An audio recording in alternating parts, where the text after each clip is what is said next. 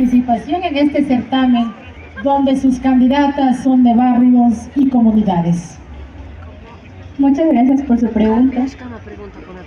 La verdad, yo pienso que la idea de volver a retomar la actividad del reinado de nuestra querida parroquia es un placer para cada uno de nosotros, ya que de esta manera nos estamos reuniendo comunidades, barrios y sectores, que de esta manera hacemos un San Roque unido.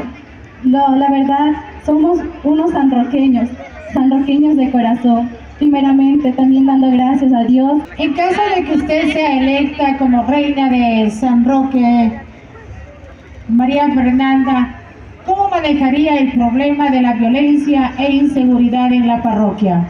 La violencia y la inseguridad es...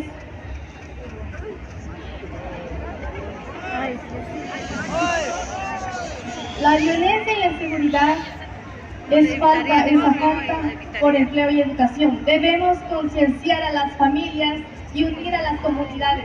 Soy una mujer mestiza. Para mí es un orgullo utilizar la vestimenta indígena.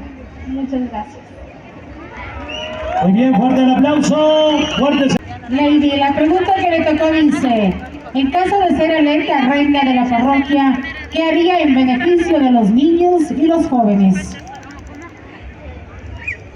La humildad es la base de fortalecer la verdadera amistad. Muy buenas noches con todos los presentes. Y respondiendo a su pregunta, si llegara a ser electa reina, con la colaboración del GAT parroquial, me gustaría fomentar actividades deportivas, juegos tradicionales, danza, para así poder mantener la mente y cuerpo ocupados de los jóvenes.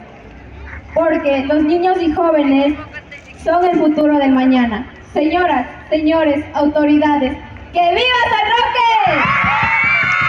Alison, ¿cómo enfocaría el trabajo en caso de ser electa reina para promover la inclusión y el respeto por la diversidad en nuestra parroquia?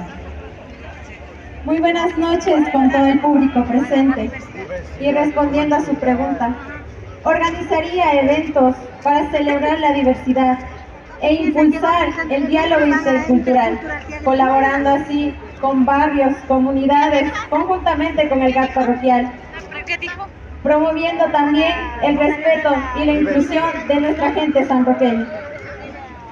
Y mi lema de trabajo sí sería que individualmente somos gota, pero juntos formamos un océano. Muchas gracias.